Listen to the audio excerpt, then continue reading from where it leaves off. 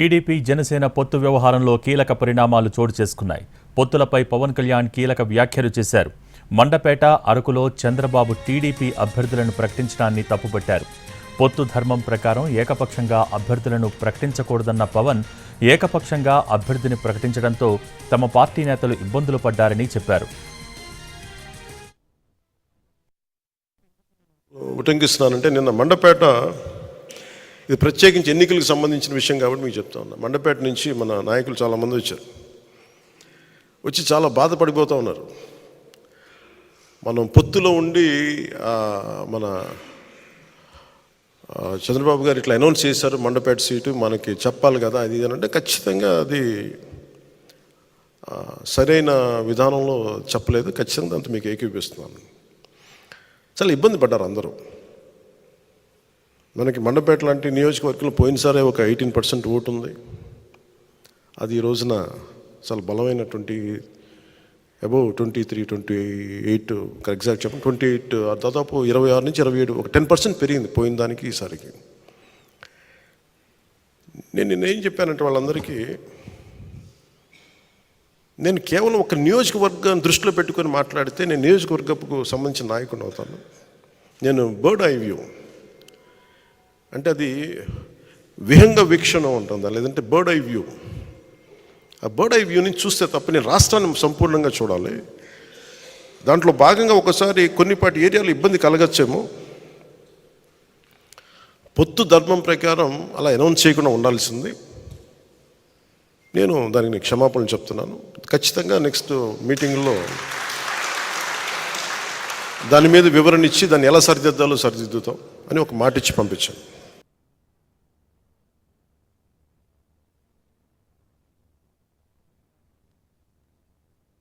పొత్తు ధర్మం పాటించకుండా ఏకపక్షంగా టీడీపీ అభ్యర్థులను ప్రకటించడంతో దానికి కౌంటర్గా రాజోలు, రాజానగరంలో జనసేన పోటీ చేస్తుందని ప్రకటించారు పవన్. అలాగే వాళ్ళు అన్నది కూడా ఏంటంటే, మన నాయకులు కూడా ఇప్పటికీ 2 సీట్లు అనౌన్స్ చేశారు. మరి ఇది పొత్తు ధర్మమేనా నన్ను అడిగితే అట్లా కొన్ని ప్రత్యేక పరిస్థితులు ఉంటాయి. వాళ్ళు కూడా మనం అర్థం చేసుకోవాలి కదా. 4 దశాబ్దాలు సుదీర్ఘ అనుభవం ఉన్న వ్యక్తులు, ఒంటరిగా వాళ్ళ సొంత పార్టీ నడిపిన వ్యక్తులు. ఒక్కోసారి ఎట్లా ఉంటుందంటే పొత్తు ఆ సైజు వ్యక్తులకి ఒక ఇరుకు చొక్క అథారిటీకి దారేదులో చెప్తూ ఉంటాం. ఒక బలమైన వ్యక్తికి సరిపోయిన కోటేస్తే కొంచెం ఇరుగ్గా ఉంటుంది కదా, టైట్గా ఉంటుంది. అలాగే ఒకసారి పొత్తు ఆ స్థాయి నాయకులకి చాలా ఇబ్బందిగా ఉంటుంది ఒక్కోసారి. కానీ వాస్తవాలు వేరుంటాయి, క్షేత్రస్థాయి పరిస్థితులు వేరుగా ఉంటాయి. అందుకని ఒక్కోసారి అనుభవం వీటి ఒక్కోసారి గబుక్కుని ఒక మాట అన్నిస్తుంది.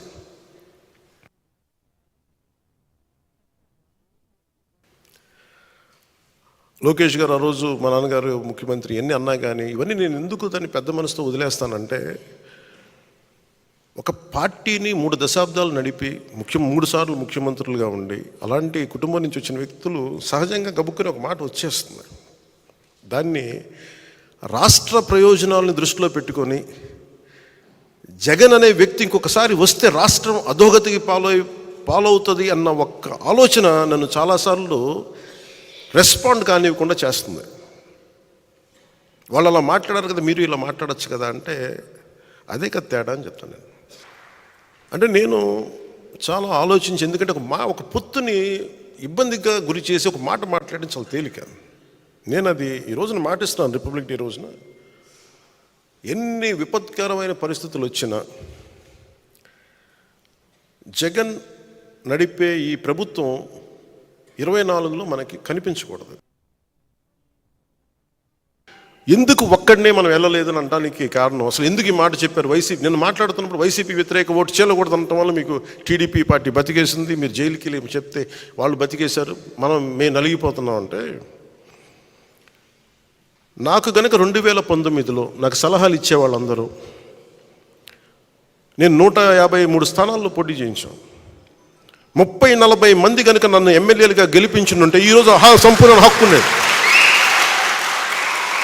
30-40 మంది పక్కన పెట్టండి, కనీసం నన్ను కూడా గెలిపించలేకపోయారు. కనీసం నన్ను గెలిపించున్నా కానీ బాగుండేది. 30-40 స్థానాల్లో పెట్టి కనీసం నన్ను గెలిపించిన ఒక్క సీటు నాకు గెలిచిగా నేను ఎల్లుండుంటే అప్పుడు నీ కోసం నిలబడ్డాం, అందుకని ఈసారి నువ్వు ముఖ్యమంత్రి స్థానం అడగండి, ముందుకు వెళ్ళకూడదు పొత్తునంటే అప్పుడు నేను వింటాను సంపూర్ణంగా.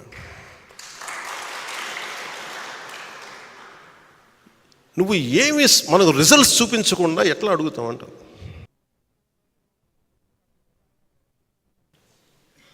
మనకున్న ఇండివిజువల్గా వెళ్తే ఏం జరిగి ఉండేదంటే ఖచ్చితంగా మనం కొన్ని సీట్లు సాధిస్తాం, అనుమానం లేదు దాంట్లో. ప్రభుత్వంలోకి అడుగు పెడతాం లేదు నాకు తెలియదు. నేను పోయినసారి జరిగిన దీని పరాభవం అనండి, దెబ్బనండి, ఓటమి అనండి, అది నన్ను చాలా ఆలోచన తీరు మార్చుకునేలా చేసింది నన్ను.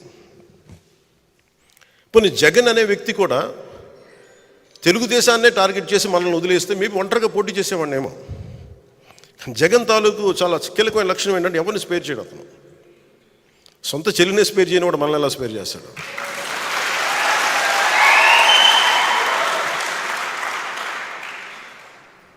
అతనికి ఈ రోజున వైసీపీ నాయకులు కూడా చెప్తున్నా, ఊరంతా శత్రువులు పెట్టుకున్న వ్యక్తి నాయకత్వంలో పనిచేస్తూ ఉన్నారు, జాగ్రత్త.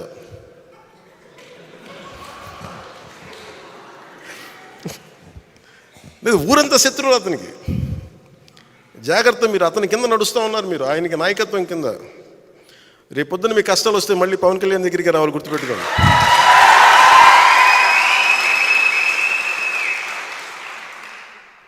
మనస్ఫూర్తిగా మమ్మల్ని అందరినీ ఏదో ఒకలా మేము చూసుకుంటాం బాగా, ఎందుకంటే చాలా పెద్ద మనసు. పవన్ కళ్యాణ్ పొత్తు ధర్మం వ్యాఖ్యలకి సంబంధించి మోర్ డీటెయిల్స్ మా పిఎంఆర్ చంద్రశేఖర్ లైవ్ ద్వారా అందించేందుకు సిద్ధంగా ఉన్నారు. పిఎంఆర్, ఈరోజు పొత్తు ధర్మం గురించి మాట్లాడుతున్నారు పవన్ కళ్యాణ్. సో ఏంటి సిచ్యువేషన్స్, ఎటువైపు వెళ్తున్నాయి, దానికి సంబంధించిన డీటెయిల్స్ ఏంటి?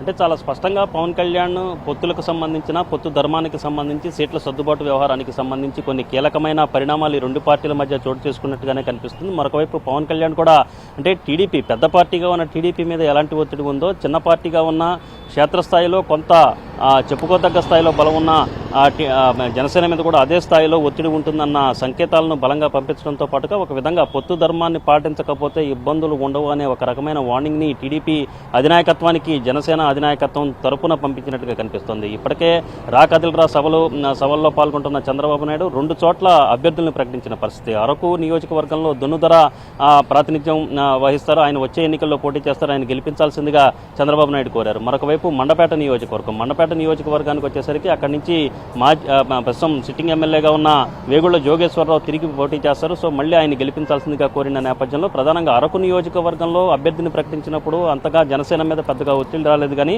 ఉభయ గోదావరి జిల్లాలకు సంబంధించిన వ్యవహారంలో మాత్రం ఉభయ గోదావరి జిల్లాలో సీట్లకు సంబంధించిన సర్దుబాట్లు వ్యవహారం, ఇతరత్ర అంశాలకు సంబంధించిన విషయాల్లో టీడీపీ వైపు నుంచి ఏదన్నా ఒత్తిడి వచ్చినా కానీ, లేకపోతే బహిరంగంగా ఎటువంటి కార్యక్రమాలు చేపట్టినా, బహిరంగంగా ఎటువంటి ప్రకటనలు చేసినా కొంత జనసేన అధినాయకత్వం కూడా సీరియస్గా తీసుకునే సూచనలు అయితే ఇప్పుడు జరుగుతున్న పరిణామాలు బట్టి మనం అర్థం చేసుకోవచ్చు. మండపేట నియోజకవర్గంలో గత ఎన్నికల్లో కూడా 18% ఓట్ షేర్ అనేది జనసేనకు వచ్చింది. కాబట్టి అక్కడ అభ్యర్థులను ప్రకటించే ముందు కొంత ఆచితూచి వ్యవహరించాల్సిన అవసరం ఉంది. టీడీపీ కూడా దీనికి అనుగుణంగానే ఆలోచించాల్సిన అవసరం ఉంది అన్న అభిప్రాయం ఇటు జనసేన పార్టీలో వ్యక్తమవుతుంది. సో ఈ క్రమంలో రాజోలు, మరొకటి రాజానగరం, ఈ 2 నియోజకవర్గాల్లో జనసేన పోటీ చేస్తుందని చెప్పడం ద్వారా ఒక రకమైన వార్నింగ్ని టీడీపీ అధినాయకత్వానికి పవన్ కళ్యాణ్ ఇచ్చారని చెప్పొచ్చు. సో ఈ క్రమంలో అంటే దీన్ని మరింత దూకుడుగా తీసుకువెళ్లే ప్రయత్నం కూడా పవన్ కళ్యాణ్ వైపు నుంచి, జనసేన వైపు నుంచి కనిపిస్తుంది. ఈ 2 నియోజకవర్గాల్లో ఇప్పటికే తెలుగుదేశం పార్టీ పోటీ చేస్తుందని చెప్పడమే కాకుండా అక్కడ అభ్యర్థులను కూడా ప్రకటించేసిన పరిస్థితులు కనిపిస్తున్న నేపథ్యంలో ఇక్కడ కూడా అభ్యర్థులను ప్రకటించేయాలన్న ఒత్తిడైతే అధినాయకత్వం మీద, జనసేన అధినాయకత్వం మీద ఉన్నట్టుగా కనిపిస్తుంది. సో మనకు అందుతున్న సమాచారం మేరకు